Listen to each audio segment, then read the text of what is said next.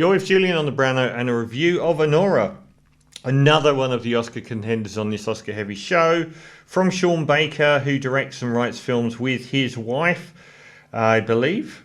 Is it him or the other one? No, it's him. Done a lot of films. The first one I saw was Tangerine, and that was an astonishing film filmed on an iPhone with a high definition clip-on screen. Incredible. The cinematography was great. It was amazing. From 2015, I'm ashamed I haven't seen what has come since, because the Florida Project got a lot of acclaim. Red Rocket I didn't even notice. So Anora is his latest and by far most successful film. It's only got Sean Baker down as the writer on this, and it's a very simple setup, which is that Mickey Madison plays a stripper, part-time prostitute and lap dancer in a strip joint, and she meets this very, very young Russian guy. She has Russian heritage and can speak Russian. He is a playboy with an astonishing apartment. Honestly, this place is amazing. All around the area of sort of Brighton Beach and Long Island, in the New York part of town, but the coastal part, a lot of Russians live there. And he basically is infatuated with her and, wants to take her home and all of this, and they spark up a relationship. It involves partying and private jets and very short time frame, few days here and there. And he asks her to marry him. He asks her to marry him, and they go to a chapel in Vegas. So they get a flight to Vegas, party there, and end up getting married. And at that point, everything shifts, because his parents are incredibly powerful oligarchs and from Russia. Is he I don't know if he was a criminal or not. I can't even remember if he was a gangster. But anyway, his parents disapprove of their union. They're worth an enormous amount of money and are not very happy that their wayward, party-hard son, who is very, very good, Mark Aideshaitan, plays Vanya, the son. A very immature piece of crap son who's immeasurably charming in the opening opening act of the film, and Mickey Madison's character Anora, or Annie, is besotted by the wealth. You can see straight through all of that as well, but she's caught up in the thing and getting out of my life, and Sean Baker's films often revolve around people and margins that are involved in sex work and so on. That's kind of a theme to his writing and films. I'm sure he does most of the writing with his wife, but it doesn't list her here.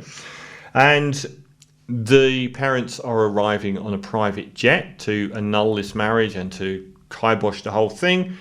And in the meantime, the handlers of his son, who live in that New York area, are trying to clear everything up. So the two henchmen arrive at this unbelievable apartment. It's incredible.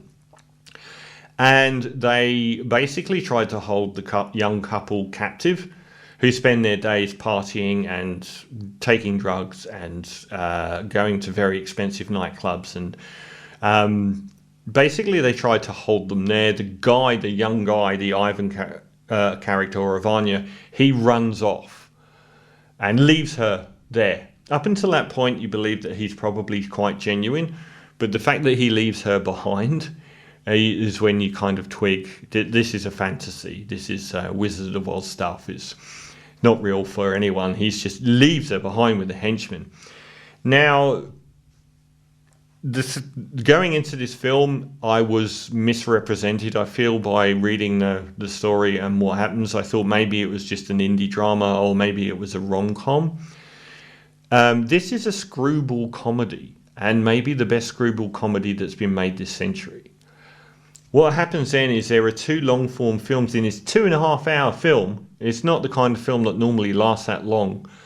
There are two long-form sequences that are some of the best screwball comedy you will ever see. The first one is an absolute masterpiece of filmmaking on every level, which is when she is with the two Russian henchmen, who try and keep her there until their boss arrives, and their boss is terrified of Ivan's father arriving.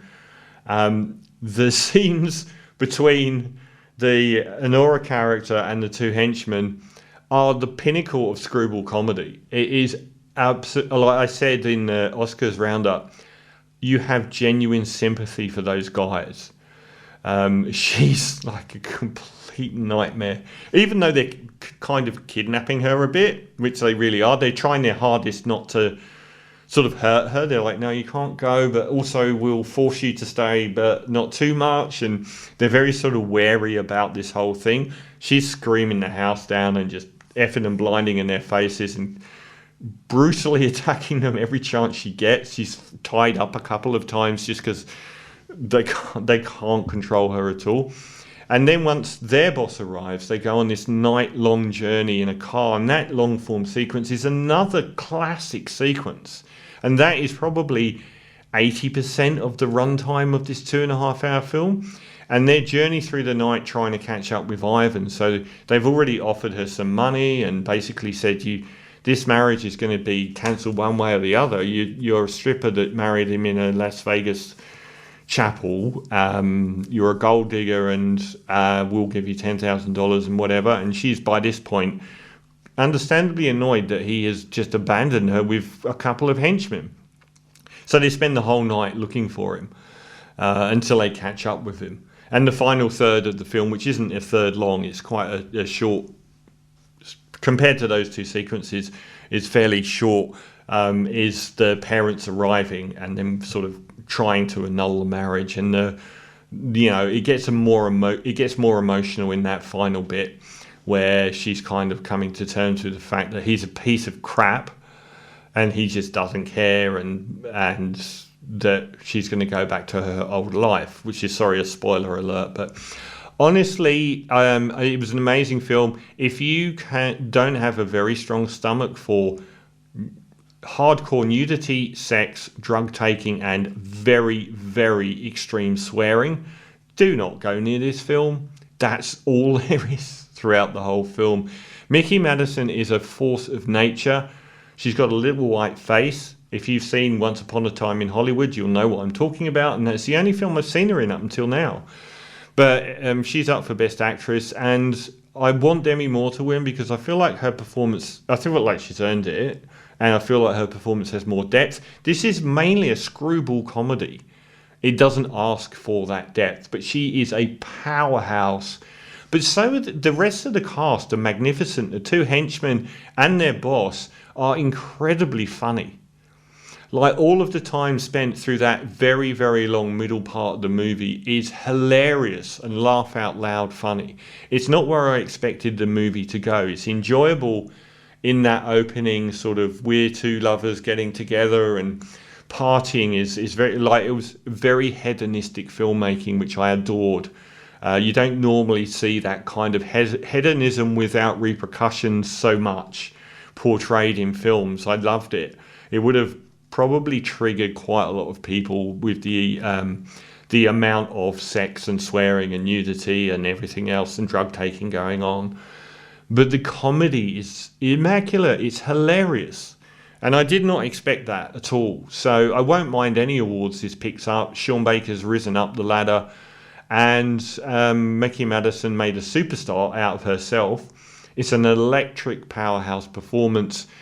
And also, unexpectedly, one of the probably the best comedy I've seen in the last few years. It's hilarious. It's somewhere between The Hangover for some reason and God knows what else. It's got its own voice. It's immaculately played. Like, right down to the middle boss guy going off at these youngsters in a bar saying about their work ethic and everything else. Everything is hilarious. And it feels very authentic in the sort of back rooms of these strip clubs where everything happens. So very R-rated. But Anora, I'm going to give a very solid 9 out of 10 to.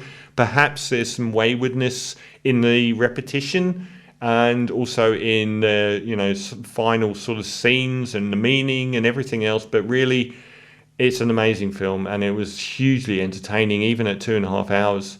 A 9 out of 10 for Anora.